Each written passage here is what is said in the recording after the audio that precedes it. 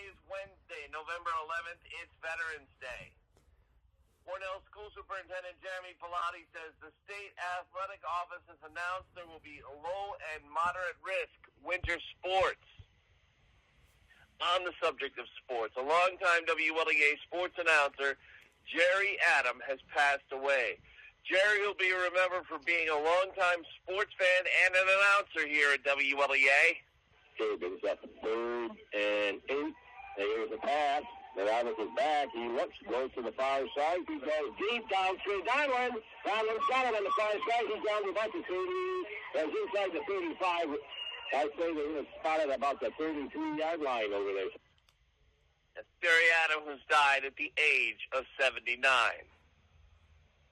3 Hornell students have tested positive for COVID-19. They were not at the school. They were, at the time they were diagnosed, they were already in quarantine.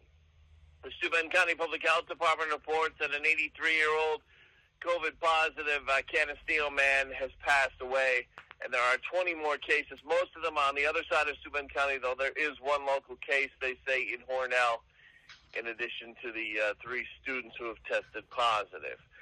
Steuben County Manager Jack Wheeler is going to present the county budget tomorrow in Bath. That's the news. I'm Brian O'Neill.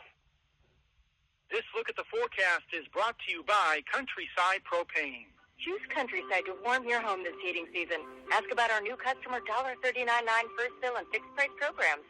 Find details at countryside-propane.com. We have a front moving through during today, so a lot of clouds out there with some scattered showers passing through. It'll be breezy and fairly mild still. High temperature, 60 to about 70 during this afternoon. May fall back later today, though. Tonight, mostly cloudy with any evening showers ending, then much cooler, down to 40 by early Thursday morning. For Thursday, could be some lingering clouds early, then partly to mostly sunny. A cool, dry day on Thursday, low 50s. And welcoming to our Newsmaker Live on right now, Democrat State Senate candidate Leslie Danks Burke. Leslie, thank you for calling in. Brian, it's a pleasure to be here. Leslie Danks Burke, well, the election was last Tuesday, a week ago, and the ballot counting, both you and Democrat congressional candidate Tracy Matrano, Leslie Danks Burke was running against State Senator Tom O'Mara, is running against State Senator Tom O'Mara. Both you and Tracy Matrano have said you're not going to concede until the ballots are finished counting. How is that going?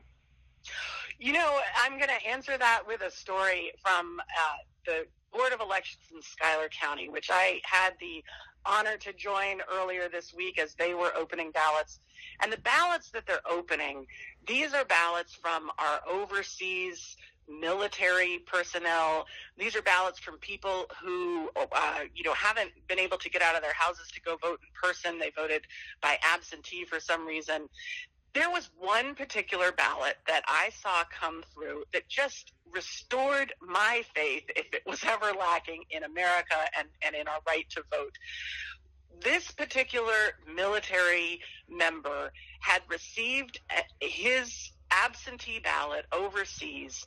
There was an error on it when he mailed it in to the Board of Elections. The Board of Elections saw the error, sent back what's called a cure to allow that particular military personnel to fix the error on the ballot, and then that person mailed their ballot back again. So that person from overseas at a military base spent probably a month mailing things back and forth in order to make sure that he was able to exercise his vote. Those are the kinds of ballots that we're opening right now, and amazingly, there are close to 33,000 of those across this New York State Senate district.